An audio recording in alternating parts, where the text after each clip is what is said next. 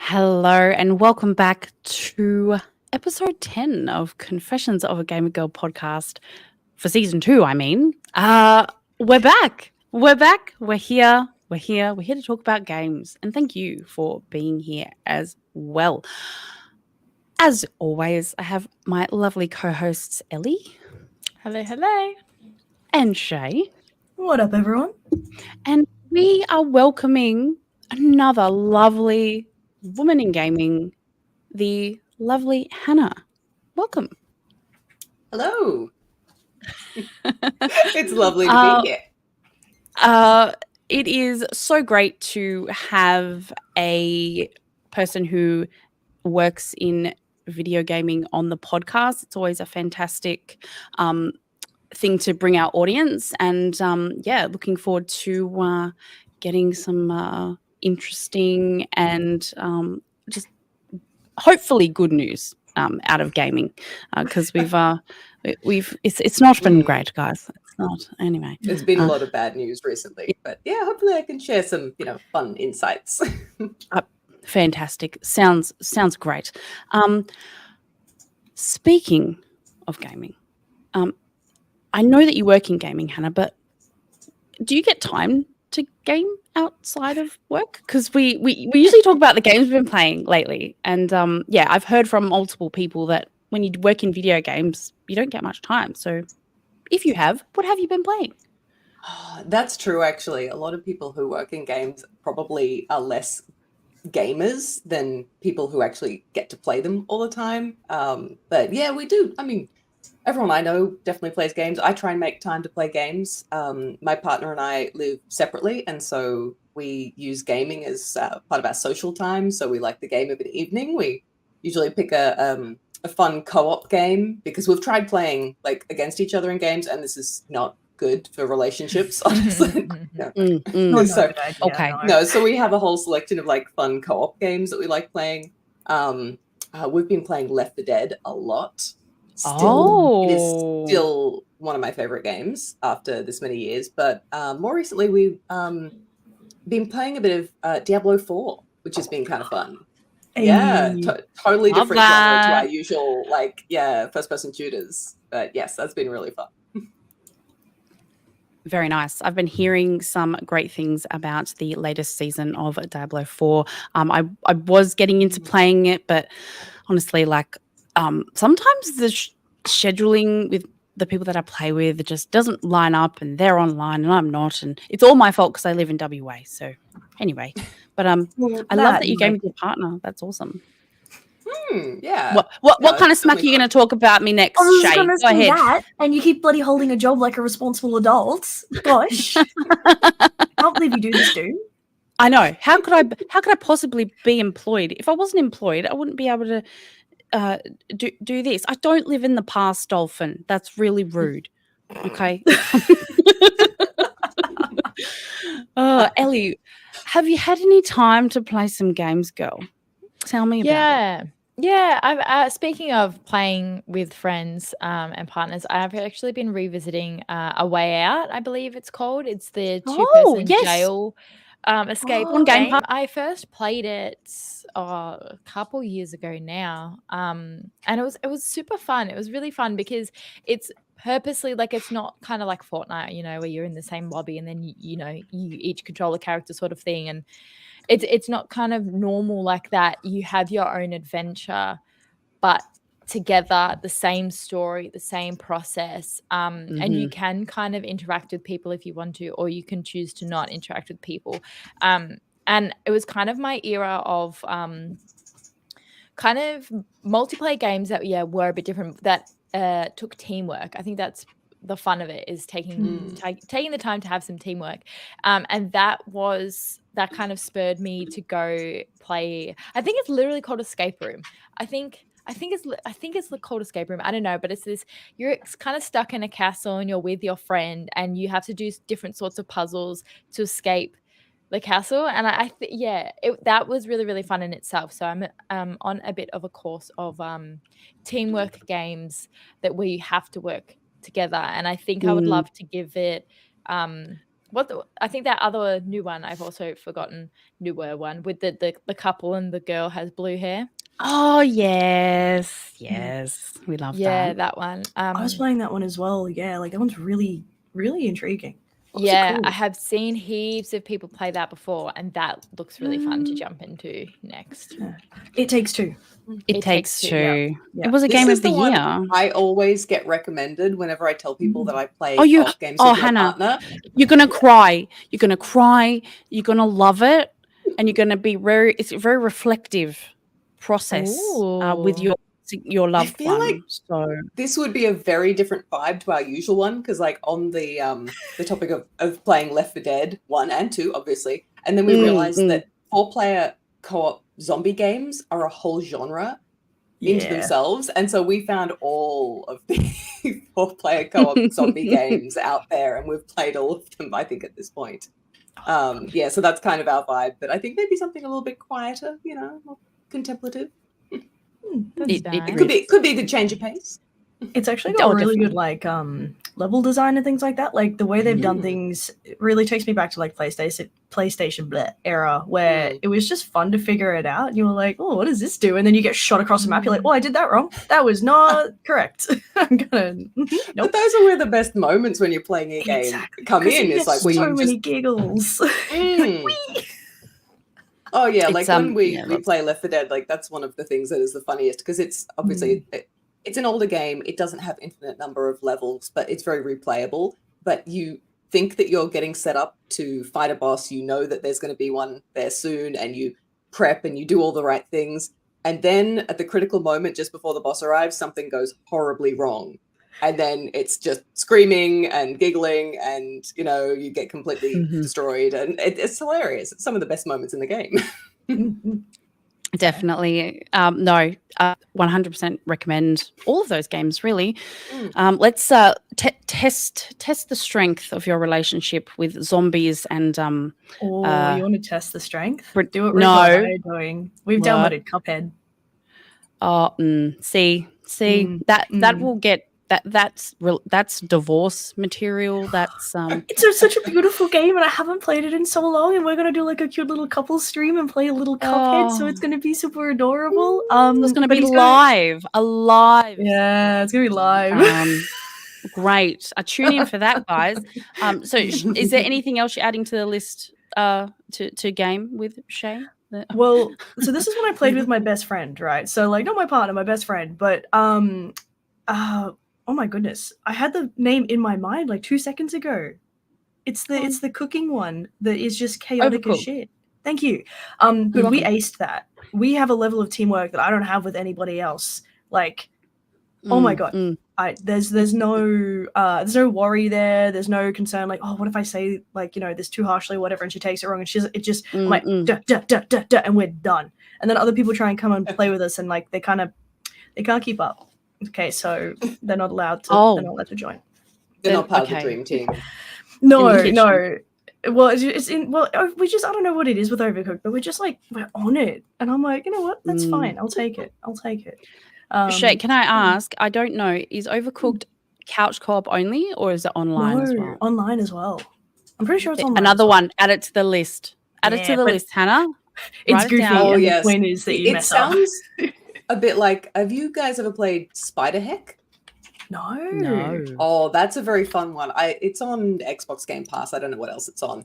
Mm. But yeah, you play as spiders who have guns and lightsabers. Oh. And you fight each I'm other. so confused.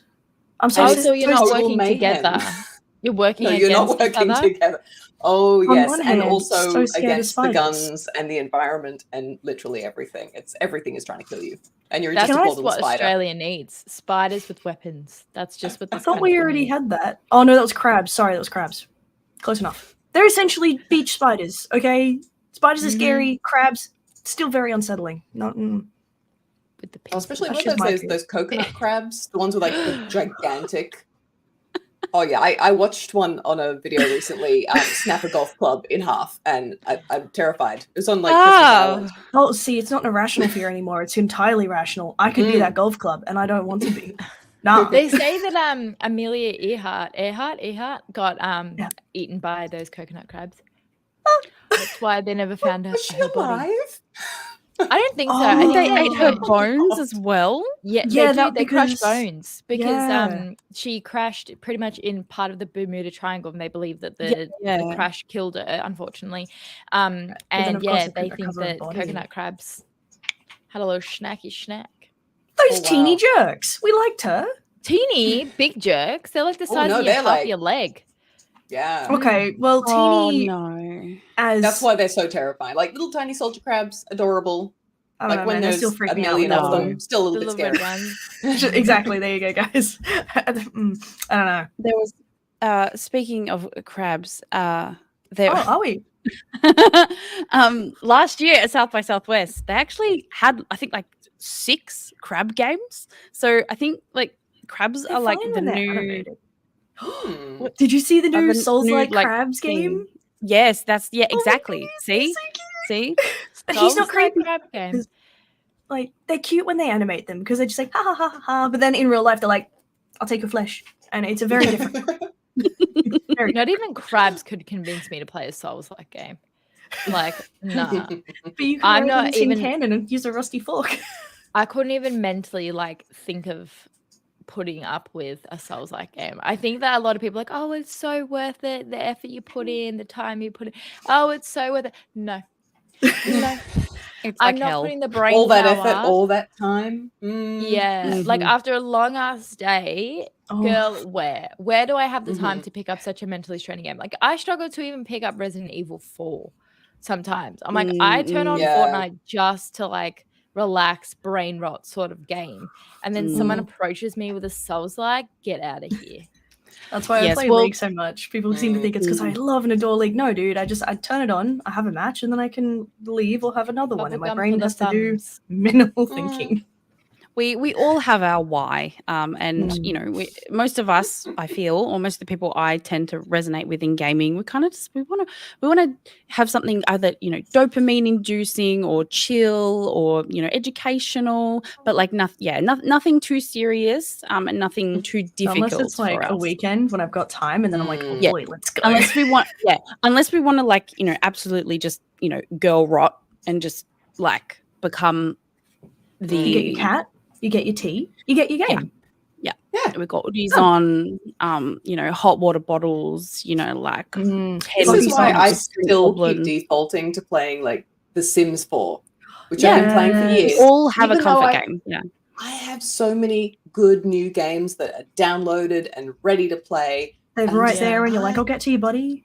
Yeah, it's like I just don't have the mental energy to get into them some evenings. And it's like, you know what? Sims. Mm. Yeah. Yeah. And it works. It Draws satisfies the little, craving of Fence gaming. around pool. Definitely. Right. Well, that was the longest what I've been playing this week. I think I've ever done. What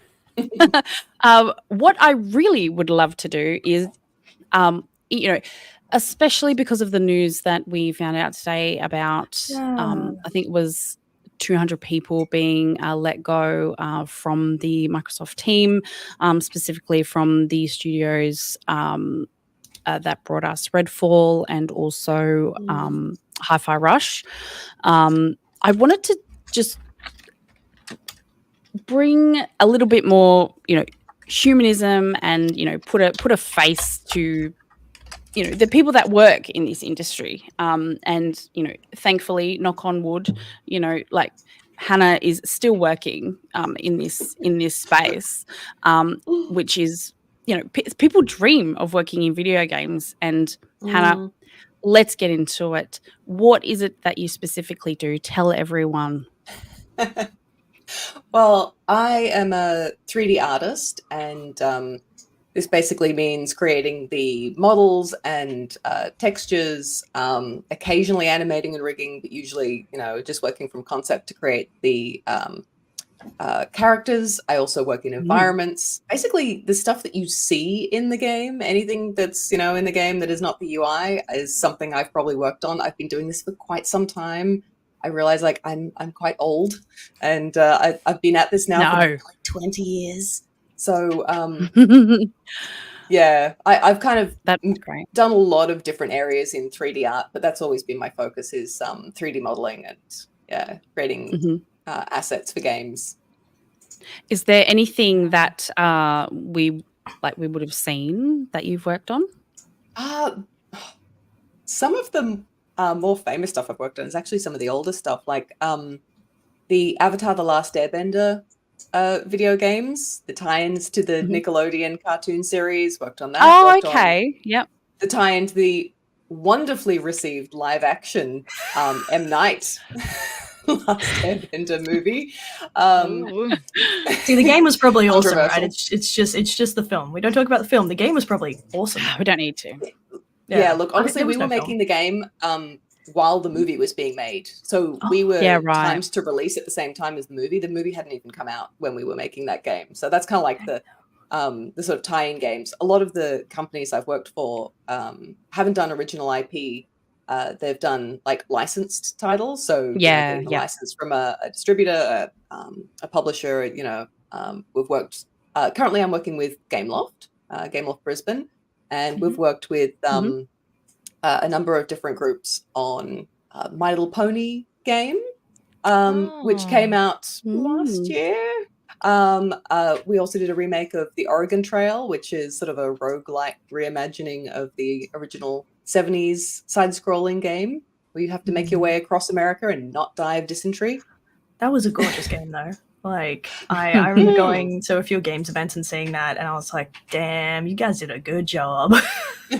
That was a really fun one to work on. It was definitely challenging because we made a lot of that right during the middle of the COVID lockdowns was when a lot of the game was being made. And so we were all working remotely. Like this setup that we've got right here is pretty much how I saw most of my teammates for, nearly a year. And it was a really fun game to work on, actually. But yeah, I got to do all the environments for that one. So, but we also had, I should say, some amazing technical artists and lighting artists and effects artists who kind of like sprinkle the magic on top that make my environments, look extra special. So it's always a big team effort. So whenever I say like I worked on something, it's always like me doing this tiny little bit here, and then everyone else who's involved. So. Look, I feel like there are so many working parts, so many gears involved in the lovely machine that is creating a game, and like you might not have met the person who works on a certain aspect, or that person's on a completely different team, potentially another country or something like that. And that is actually how games are made. It's not everyone sitting around like a big table and talking about every single thing. You complete your part, and then that part is moved on to the next section. And then if something goes wrong, like it's like, it can be a bit like that. Like with bigger teams, with bigger companies, like I worked with Rare over in the UK for a couple of years. And even with Gameloft here, we have our audio team for Oregon Trail was in Montreal. So they were creating all of the audio and stuff for us in a completely different country, different time zones. That was really interesting. I've worked at smaller studios where you do get to actually get your fingers in all the pies and wear a lot of different hats, and you do have a lot more creative control, and everyone who's working on it is in the same room, and that can be really fun as well. Like I've also worked with really small dev teams, and that's a very different but very rewarding experience. Yeah, I suppose when I mentioned that, I'm talking about the games that like people like complain about from, you know, like AAA studios where they're incredibly large teams. Well, they end up going and targeting specific devs like, oh my God, this wasn't good and you're part of that department. It's like, that's one person in that department and chances are they got told what they're making. All right, so I'm going to need you to chill. Exactly. Oh yeah, definitely. I've never worked at a company that's quite as big as like some of those. We do have some people that I'm currently working with who have worked at companies like Ubisoft Montreal, and they've described that kind of situation where, you know, you're part of a massive team, but that team is then part of a massive, you know, even bigger dev team of, you know, potentially thousands of people. Like for a game like Assassin's Creed or something, you know, Uncharted. That team is huge. Oh yeah, and those different departments are not talking to each other, and different people don't know what everyone's working on. There's too many. It'd be so overwhelming. You'd be like, I just want to build my thingy. It's hard enough when you've got a team of 30 people to try and keep track of what everyone's doing.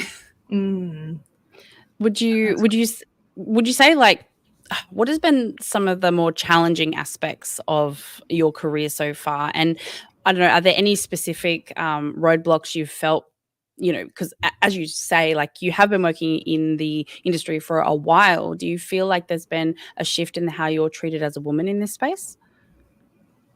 I think I've been very lucky, honestly, with the companies that I've worked with and the people I've worked with. I've not personally had bad experiences, you know, being a woman working in games where I felt like I've been treated differently. But I will definitely say that the amount of women I work with has substantially increased. I remember the first company I worked with was, I think we had a team of about 45 when I first started, and there were maybe 4 women. And I think one of them was the HR manager.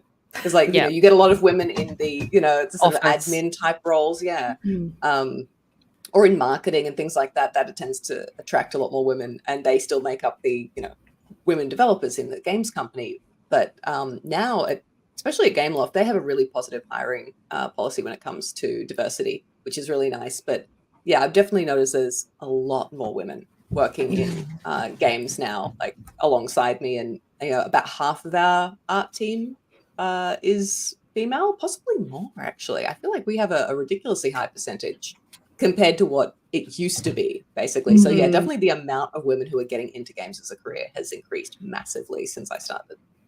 And would you say that that is enabled because of the environments are more welcome? Do you think it also could be because education now is expanding to encourage women to participate in gaming degrees and things? Would you say that those sorts of welcoming environments contribute to that boom, or do you think it just kind of naturally happened anyway? Yeah, it's a tricky one, honestly. I remember when I first started and, you know, I wasn't working with a lot of other women, and our general manager of the studio, THQ actually, at the time, I remember having a conversation with him where he said that he was trying to get more women into the company. He was trying to make a point of hiring women, but there just weren't that many people applying. So I think that it's probably a combination of, a lot of women not really looking at the industry at that stage, at that time, and going, I can see a place for me in that, and therefore just not even applying for jobs. And like you say, there weren't necessarily the educational pathways. Like video games as a university course wasn't really a thing when I started. I studied animation because that was like the closest thing, and it was like multimedia. But I feel like there's much more opportunity now, and it's like women are encouraged to get into that space in a way that they weren't back then. I can say, like, for education anyway, because that's the side that I see it from, there's been a definite increase in women in games and animation and that kind of thing since when I first started studying. But I will say that so originally I studied animation, and I was actually going to go into games just to start with immediately, but I was discouraged. I was told that that course is full of boys, and I will feel out of place amongst a bunch of nerdy, sweaty guys. And I had, at that time, really only male friends. Being around a bunch of dudes was not abnormal to me. But the fact that somebody who was heading that course sat there and told me that I shouldn't do it because of my gender or because of the dominant gender and what I was going into, that discouraged me. So it only ended up being the next degree that I did, that I went into games. But how many other women just went, oh, okay, I won't then.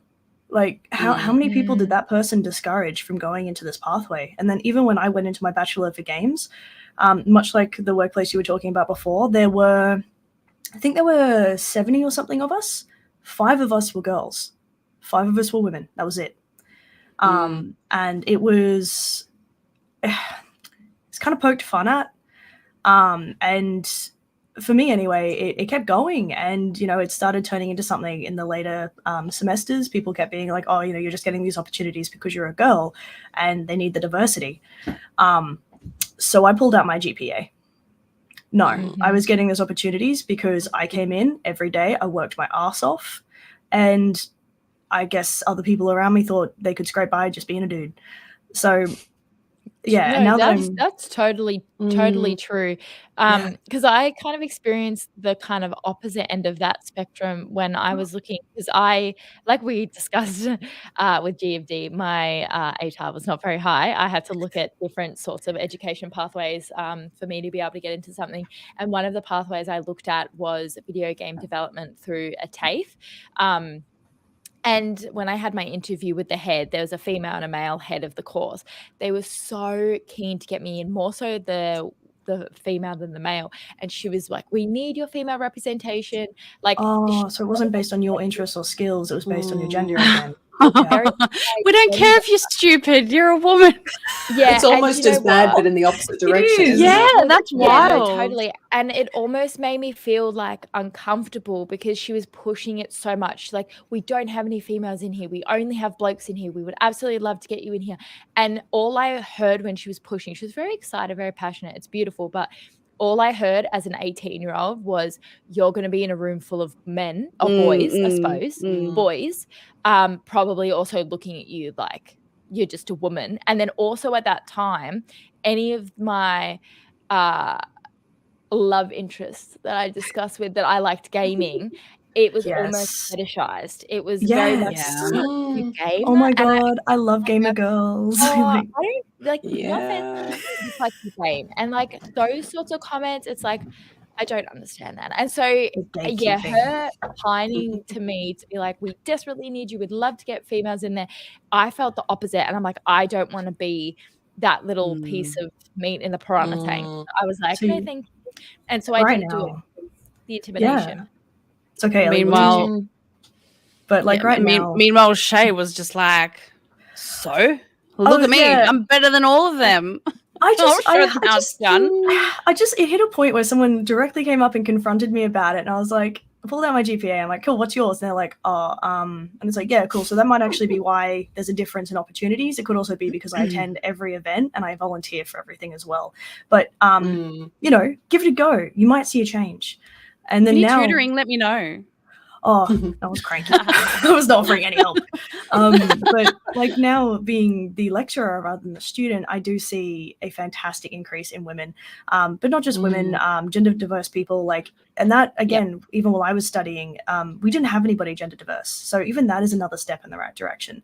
That's definitely a change I've seen over the years. Is it did used to be very cis dude male, heavy, female. And that was it. And now I find like the video game making space, like as well as like the game playing space, is very diverse. Like the last GCAP that I went to, they actually for the bathrooms they made them all unisex, so that people would feel comfortable going to whichever one they wanted to.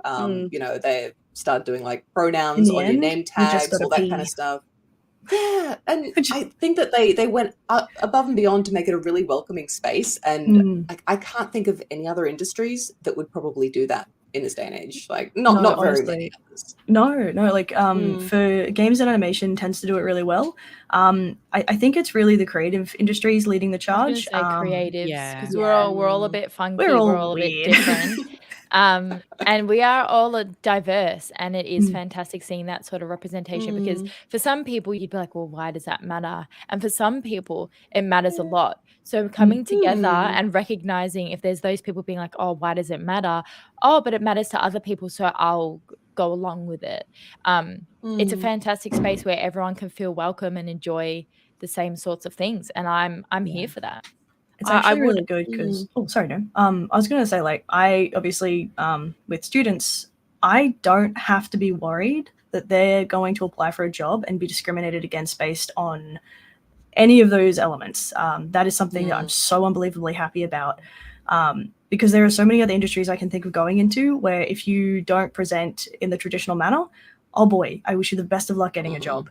But that's the one thing that I can send my students out into the industry going, no, I really don't imagine you're going to have to worry about that. There might be some iffiness at the companies and stuff like that, but really overall, you're good. And in Australia, from what I understand, you're solid. So yeah, I think that's one of the big differences as well, is Australia's industry has always been pretty good. I'm sure that, you know, some people have had bad experiences. I definitely have heard of women speaking about, you know, not great experiences at Australian companies, but I think that it's perhaps sometimes better than America, which is one of the biggest games industries in the world. Like, America has had some absolute horror stories come out of some of those companies where they've just had a really bad culture. And covering it up too, I think, is part of what's alarming. Covering it up until it couldn't be covered anymore. And that's disappointing. Very. Oh yeah. I'm pretty sure what's not disappointing is Hannah's continuation to continue. Continuation to continue in this industry. I am continuing to continue. Fantastic. Put your little badge. Put a little like sleepy raccoon on it, just continuing to continue. Oh god. Look, it's the next just do it. You know what I mean? Like, just, you know, keep on going. What I mean by that is, you know, through all of the changes in this space, you're still there. So I do want to ask how, and do you have any advice for anyone who wants to be a 3D games animator like yourself? Oh, that's, yeah, I mean, I feel like the advice I would give based on how I got into the industry is very unhelpful, because what are you mentioned before, like, what are some of the obstacles that I faced or like challenges during my career? And I mean, one of them was the last time there was a massive number of studio closures and layoffs. Like, I'm old enough to have experienced that when it happened in Australia. And I was fortunate enough to get into the industry at the time that I did, when it was booming, when Brisbane was actually in a massive stage of growth, and there were a lot of companies who were looking to hire juniors and, you know, looking to expand. And so, yeah, like I said, my advice is terribly unhelpful. It's like, hey, graduate out into an industry that's expanding. That will definitely get you a job straight away, which it will, but it's super unhelpful when the conditions are not like that, which is currently, you know, well, it's a bit of flux at the moment. Like, the internationally and even in Australia, the industry is definitely seeing a lot of layoffs at the moment. But I think that we are going into a period of perhaps being able to have some more sustainable growth. Like, I think there was a bit of like a boom and bust kind of thing. Yeah, COVID really like upped it for a bit, and then now not everybody has the same amount of time to play games, and it's like, whoops. Yeah, which is definitely something we're seeing across games worldwide. I mean, yeah, some more practical advice rather than being a bit facetious. I would say for artists especially, because that's the area I can speak on, that's what I know, is your portfolio is absolutely the most important thing that you can have. Don't worry so much about what university you go to if you decide to go down that route. Obviously, you want to pick one which is going to give you the best quality education based on what you want to do. But honestly, no one really looks at the name of the university and judges you based on that. They will look at what your portfolio is when you come out of it. Hannah, can I get you to clarify something really quickly? Do gaming studios look at grades? Grades? What, like high school grades? Oh, no, like university grades. Yes. No, yes! Really, no. Cool. No, because that's what I've been telling my students. I'm like, listen, no one's going to look at your grades. Degrees. Isn't that what they say? No, we don't tell our students that. They're in creative industries. They have to push hard. It's competitive. But what I do tell them is, if your written work isn't the best thing that's ever happened to this world, it doesn't matter. Like, as long as you can explain why you do things, how you got there, and your skills that you're putting forward, that is what's important. That is what you need to make sure is good. Because some students have concerns about, I didn't get a good grade in this class, and it stresses them, and then it demoralizes them, and it's like, it doesn't matter.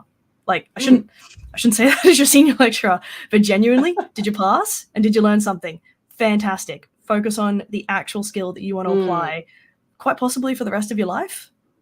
That is actually some of the best advice, really, is like not focusing on getting the grade for the project that you're doing, but actually learning something when you're in the course. Because if you're just focused on getting the right grade, like doing the things you need to do to get the grade, but you're not really focused on like actually learning something, like, for students who decide to try and cut corners by using, I don't know, AI art, or like, just following along with a tutorial, not actually learning how to do stuff themselves, you're kind of wasting your time there, because no one cares about the grade that you got. No one cares if you passed or failed this class, if you come out of it not knowing how to do anything and not being able to like show off in a portfolio that you know how to do, the stuff that your course says you should be able to. Like, actually, one of the most difficult questions I got asked, I did a talk at GCAP years ago, and someone asked the question, how can I show that I'm good at art to get an interview for a games company if I don't have a portfolio? Oh. How do I get the job to do the thing without doing the thing? Yeah, because I was like, and I tried to answer it on those terms for a minute. And then I was like, actually, no. Like, you just need like, I'm sorry. Like, I'm sorry. There is I don't have anything. I can't give you the answer you're looking for. Like, that's bizarre, because you'd have your work, like, even Steven Spielberg, like, that was his thing. He's like, just make something, put your name on it and make something. He said, it doesn't matter if it is phenomenal, and it doesn't matter if it's a heaping pile of trash. Like, you need to be making things, keeping your passions alive, keep growing, keep evolving, and put your name on something. Because even if you don't use it for your portfolio, you can look back in 3 months, 6 months, a year, and be like, look how far I've come. And on top of that, you're developing your own brand. Like, every creative has a little thing that they continue to do, and it's like a little trademark, and that's part of your branding. If you're perfecting that and that's what you do, then that sets you apart from everybody else. Even if it's just a little thing, it's still adding that competitive edge for you, for employers. And I think we get bogged down a lot of the time with perfectionisms and grades, when that's one person's opinion. Like, that was my issue in school, because sometimes in my film class, I would create something and my teacher would be like, well, it should have been XYZ. And I was like, all due respect, I don't agree. And I think that's okay. It doesn't have to be sassy. It doesn't have to be ridiculous. But their opinion could be something and my opinion could be something else, and somebody else can either share our opinions or completely different. Like, we're a creative industry. Everyone has their preferences. Everyone has their likes.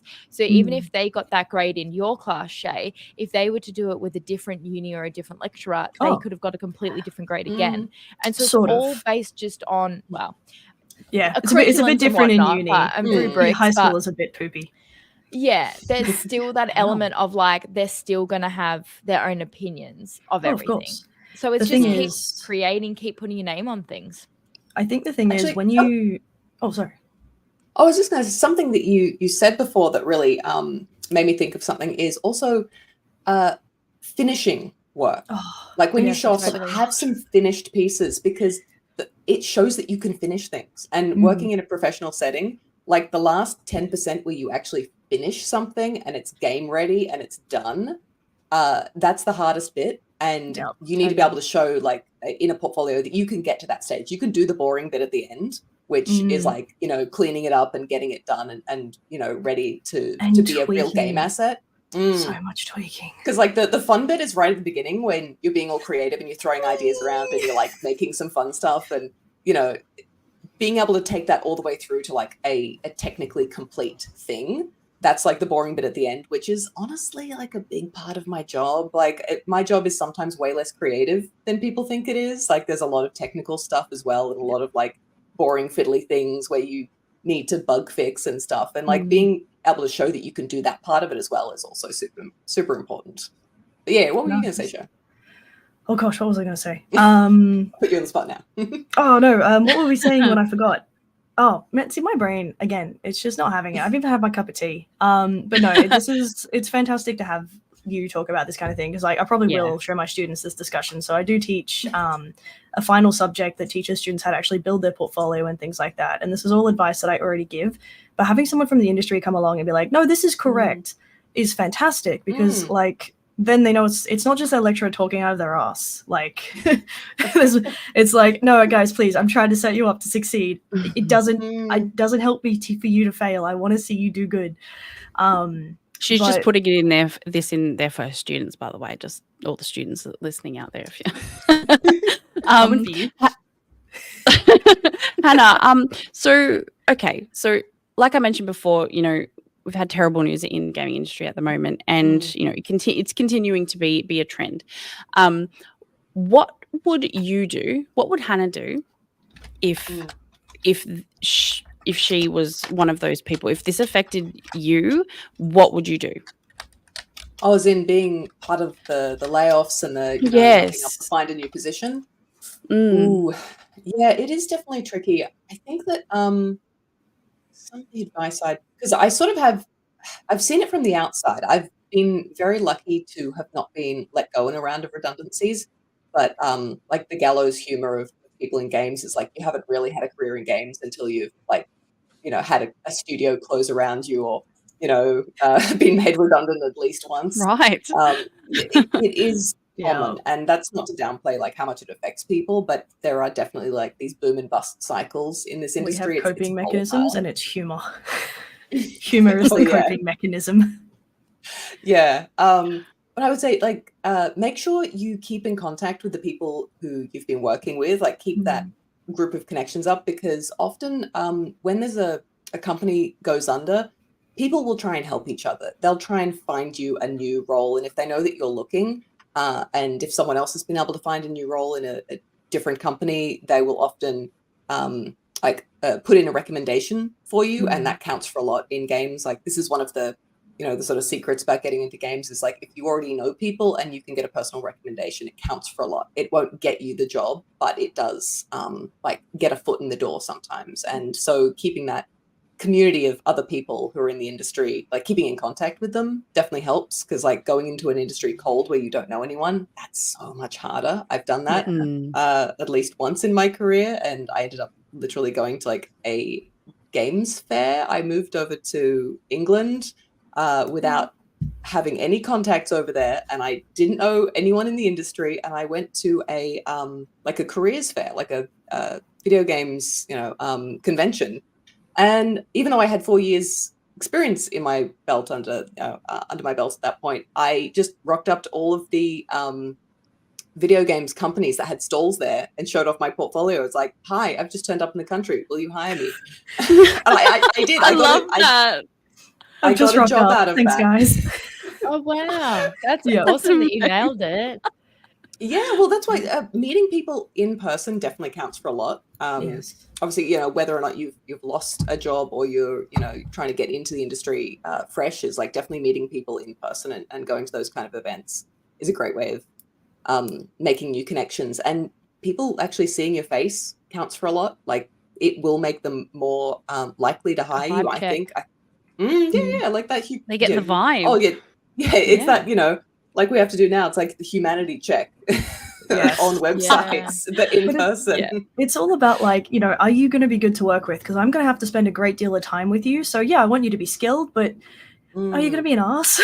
Like, I need to know that you're going to be nice to be around to a degree. Yeah. Another piece of advice, maybe like on the other end of the spectrum, is actually understand that your skills are applicable to other industries, because certainly like that's something that I did when so I was out of the country when the GFC like really hit Australia, and I came back to Australia. It was 2011, and all of the major companies in Brisbane had closed at that point, like just closed. And so I was just like walking into this vacuum where there were no jobs, and I ended up retraining in film effects and going into that industry, because, you know, it's a different set of skills, but all the stuff I'd done in games up to that point was transferable. So like the worst case scenario, you have to change industry, is like understanding that you're, you know, as an artist, your creative skills, or as a programmer, you know, your computer skills are applicable to other industries. And a lot of people went down that route like during the GFC recession, where a similar sort of thing was happening. A lot of companies were closing, and a lot of people sadly did have to get out of the games industry for a while, at least. Yeah, I would actually totally agree with that. Also, like on the opposite end of things as well, a lot of educational companies, like companies that train people in, the medical field, in, even driving, they really do lean into the gamification of education. So we're talking about VR, we're talking about creating simulated worlds, and the thing is, these industries, they know the technical, aspects of it. They know what needs to be in there, but they don't know how to actually put it in there. And that's where people like, yourself, Hannah, some of your students, Shay, yourself even, can really do that. And, Ellie with her skills as well, like, that's more like on the production side. That's the project management side. Like all of those skills can be used in so many different fields.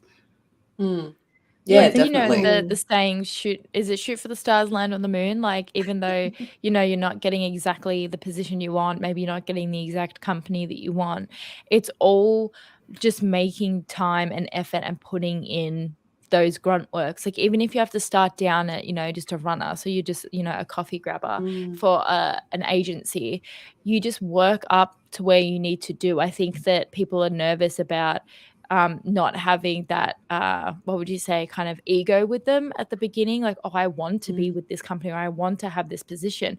Sometimes you have to, put up and shut up. You have to do those roles that you don't really want to, because fantastic networking. If you rock up all the time, and a lot of the times with creative industries, you do have to sacrifice a lot of your free time just to put in those moments of be there. Yeah, I'm ready. I'm here to learn. Like, I want to shadow people. That's fine. You put that legwork in and it can pay off. And also on top of that, we forget that we're all quite young in the grand scheme of our careers, and people get into their 30s and even late 30s and approaching 40s, and they worry, is there still time for me to switch into the industry that I want?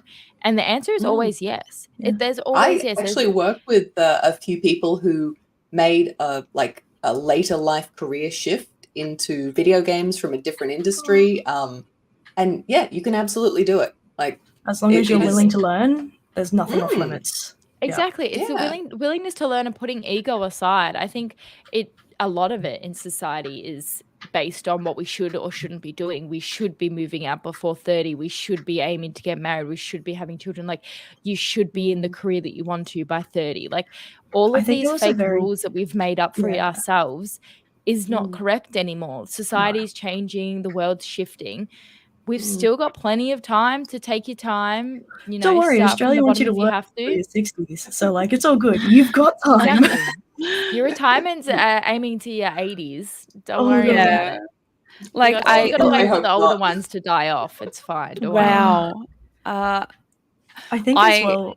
Oh, sorry. From a classroom point of view, like, I try and encourage my students to diversify their understanding of their skills. Like, there's so many places you can go into, but there's definitely that thing that students get caught on where they're like, no, but I studied to make games. I have to make fun things. And it's like, sure, absolutely. We'd all love to do that. But realistically, we have this many jobs and this many graduates. Okay. You're going to have to be understanding. So you're either going to have to be the best of the best and have the best luck, or you're going to have to find other pathways in. You were talking to me, Hannah, when we met at the lunch, Women in Games lunch for Brisbane.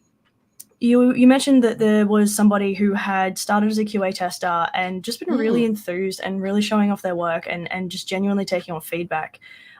This is something I do try to encourage my students with, because QA is a fantastic place to start. You're in games, you're really learning about the back end of things, and you're genuinely a really important part. Like, if we put things out without bug testing, oh boy, that is magical.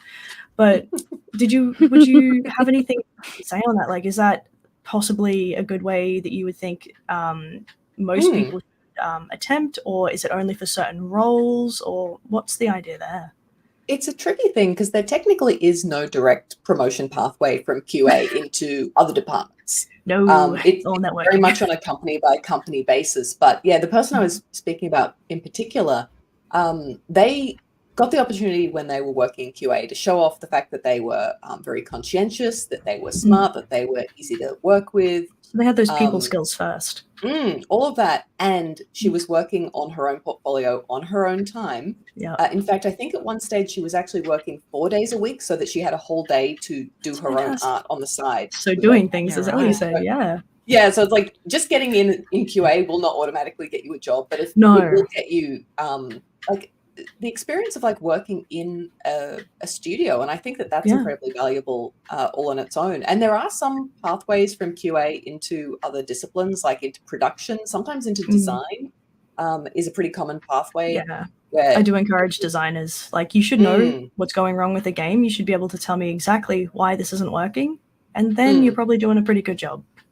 Yeah, exactly. So like taking a position that isn't exactly what you want is good. I mean, I did that when I started, not quite to the same degree, but I always wanted to be a character artist. That was my dream when I started. That was all that was in my portfolio as a student. That's all I wanted to do. Oh, yeah. And they just don't need as many character artists as they do environment artists. So my first job was as an environment artist.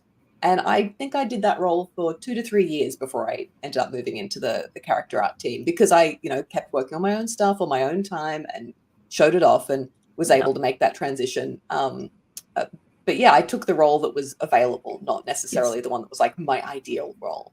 And I think that is definitely a good pathway. Excellent. I will put up a picture for anyone who is interested, if you are tuning in to our video, and if you're not, you should be, of some particularly well done work by Hannah. Can I say that? I'm allowed to say that. It's my podcast. So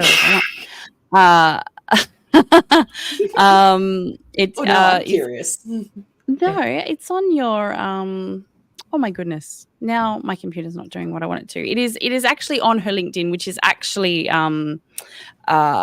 in the bio of this episode. So definitely look at that. We're going to put it up very, very soon because this is just how computers work, and it's almost the end of the day. And of course something would go wrong. But that's okay. I always tell people this, that like, although I work in games, I'm not a technical person. I don't know much about computers. Just because I work in games doesn't know how computers work. The confusion we have a whole department for that. The IT department, very important department. We need them. We would die without them. Okay, like I know how to use the programs, but like anything on the back end, oh boy, I'll just break it. We love IT nerds here. Please, IT solutions, help desks, shout out. That's actually something of like, thinking raise about like a ticket. Working in a game studio. Yeah, people do forget that there are a lot of roles that are not specifically making games, and if working in a game studio is like the most important thing above and beyond like a specific role, there are a lot of roles. We need IT departments, we need people in marketing, we need production staff, and that's like a very cross industry discipline. So there are a lot of roles that are not just the making the game, like making the physical assets, writing the programming code, that kind of thing.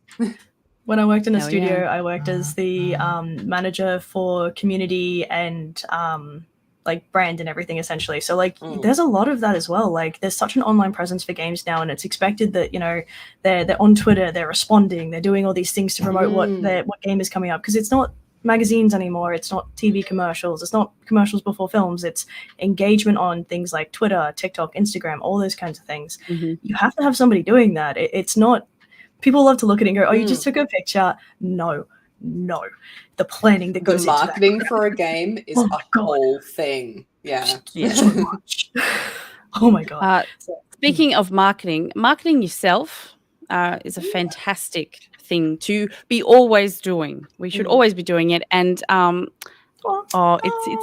a little bit potato, sorry, but they look so good. My Little Pony. This one was such a fun one to work on, actually. I know that like when we got the license, it was like, My Little Pony, this isn't like hardcore.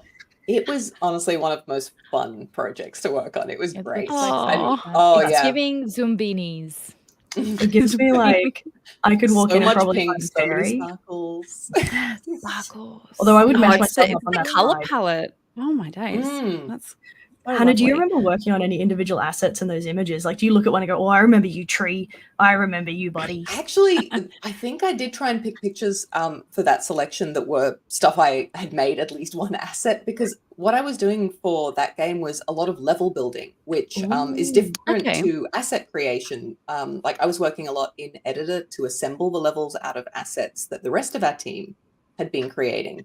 So I would be given a selection of trees and rocks and vehicles and buildings and all sorts of things, and then I would assemble them we were using Unreal Engine for that game. And so I was building the levels, but not always creating the assets. So I think there were a few, the tree with the big moustache kind of mustachio thing, that was one that I got to do. So every so often I'd be like, I really want to make a prop. I haven't made any art for a while. You know what would look great here? And so I can do it.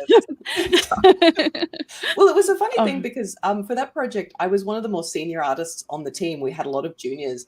And the interesting thing is, like, the more senior you get in the art fields, sometimes you can end up going down like the track of you end up more in management, or you end up more in like a curatorial role. Like when you get up to the level of art director, for example, you don't make art anymore. You don't make a single piece of art because you have an entire team of people to do that. And your job is to say, yeah, do this. This looks good. No, less of that, more of this. And so I'm not, obviously an art director, but there was a lot of that kind of thing going on in the levels where I was trying to create a beautiful image overall using the assets that the other artists were making. So I didn't get to make everything, like every single, rock and tree in all of those. Although I did make a lot of foliage. Speaking of trees, I did do a lot of foliage. Foliage is it's a whole thing. Foliage is it's a most whole of specialist everything. skill. Like it's that thing that it has to be there, or everything looks weird, but also you're never going to stare at it. It just has to be like that nice medium. Like fills the area nicely, makes it feel real. People often only notice the background art when there's something wrong with it. So like if they say nothing, he's like, you've done a good job. Yep. Yeah, right. Next time you see a tree, everyone listening, if you see a tree in a video game, you see some foliage, a little plant, there's a person behind that who's had at least 10 meetings about the color, the shadowing of that. The twisting of the tree, maybe whether it can have a mustache or not. Give them some love. Shout outs to all the tree makers. Playing games as a game maker, you can't play them in the same way. I remember spending hours wandering around The Witcher 3, which has some gorgeous foliage, like obviously gorgeous environments, but I was like just rotating around a tree at one stage, being like, how did they do this? It's amazing. You're like constructing it as you go past. You're like, oh, okay, see what they did. I am literally the only person that's done that, probably. No one else noticed that tree. All my students end up doing it. About 4 tries in, they come in and they complain, like, I can't, and it's animation all games, I can't look at this thing that I love anymore without deconstructing it. And I'm like, on one hand, I'm so sorry. On the other hand, good. Do it. Keep going. That's how you learn to be better. But yeah, it does kind of like, I won't say that it ruins it, absolutely not, but it does change the way that you interact with it, definitely. Absolutely. Fantastic. Oh my goodness. I honestly, shout out to you, Hannah. You're just a beautiful, beautiful human. And if anyone, you're welcome. If anyone is in the industry and wants to connect with you, that would be okay. Connect with you on LinkedIn. Yeah, absolutely. Yeah, especially LinkedIn is where I tend to do like industry connections. So if you hit me up on LinkedIn and send me a message, don't do the whole like cold call of just like friending and then nothing. I'm like, who's this person? Do I know them? But you send me a nice hello. Just be like, I saw you on that podcast and like I'd like to connect. I love that. And I love chatting to people online. I love trees in video games. Oh yeah, send me that. I will. I'm very specifically fond of ferns, it's just Did they just send you a picture like, what's wrong with this fern? And you just say like, it's purple, I guess. I don't know. Where is the fern? I need some context. Purple? We did so many purple ferns for My Little Pony, and blue ones and orange ones. Yeah, but what if it's purple and it's not meant to be? You're like, yes, this is totally fine. Yeah. There you No, go. honestly, See, like, I just beautiful. feel like I like the purple anyway, so realism is not my thing. Well, thank you again, Hannah, for being a guest on our podcast. And shout out to the new faces in the chat. Very much enjoy engaging with you guys, always hyping us up. It's great. I can't wait to see everyone sporting, like, continuing to continue. Like, that's my, like, that's got to be a trending getting that on hashtag a at some t-shirt point. now. Yeah, we need a sticker. Someone make a sticker. I'm got you. continuing to continue. See, I was saying I've got you, but now I'm looking at Dolphin Pants in our chat going, no. You'll make something cursed. That Dolphin. Yeah. Yeah. I need one of those, like, cringy plaques. You know, the ones that say "Live, Laugh, Love." Yeah, but I like the ones that just take an absolute left turn and you're like, wow, I didn't see that coming. They're funny. It's like live, laugh, like hyperventilate or something, and you're like, oh boy, fair enough. Live, I like laugh. that. Instead of like the one which just says breathe. Hyperventilate. Yeah. I'm imagining myself surviving, I'm imagining but not thriving. I'm imagining live, laugh, look at video game trees. Yeah. Yes. I've seen live, There we laugh, go. locomotives. That's another for train t-shirt. lovers. Yeah. Incredible. We come up with some incredible ideas here. So if you need a think tank, hit us up. Just come on the podcast and we'll workshop it here. Yeah. Like, I need some cursed t-shirts. I'll say no more, please. We've got you. Knuckle cracks. Ellie, Shay, thank you as always being my lovely panelists. What are you up to this week? Anything notable? Let everyone know. Oh yeah, good question. I think I might jump back on stream for a little bit. I had to take a bit of a week off because I was quite ill. Not quite the conpox, but a bit of gastro, sadly. So I had to take a week off, but I think I'm going to jump back into it if I get some sleep. That'd be nice. So partying hard, continuing The Last of Us 2, which has been really fun to stream actually. So it's been good. Love that. Yeah, I also lost a week of my life to being sick. I was that was a gross little mess, but that was great. But More so no, than this usual. week, oh yeah, more so than usual. Yeah, less talking though. So like, I don't know, dude might have been okay with that. Ooh. But no, so like yeah, gosh, I'm getting back into streaming now that my voice can handle it, so that's really fantastic. I've got Cuphead to play with Rico on stream probably on Thursday night. And yeah, there's a lot of collaborations and things like that coming up because obviously we just had DreamHack, so I got a chance to talk to all the people I don't usually get a chance to talk to. And I got some exciting stuff in the works. Can't talk about too much yet, but it's there. Oh, Cool. oh. I love an NDA. I love that. I love that for you, Shay. I myself, in regards to gaming, the very last PvE patch for World of Warcraft has come out, Dark Heart, and it's going to Is it out now? It came out today. I'm so surprised you're podcasting with us. Oh my goodness. I know, you should feel honored, like everyone. No. It's such a great story. There's lots of lovely female protagonists in there. So it's definitely a vibe. So yeah, I'm going to definitely jump into that hopefully tonight or over the next couple of days. In regards to like streaming, no, streaming is still not happening yet.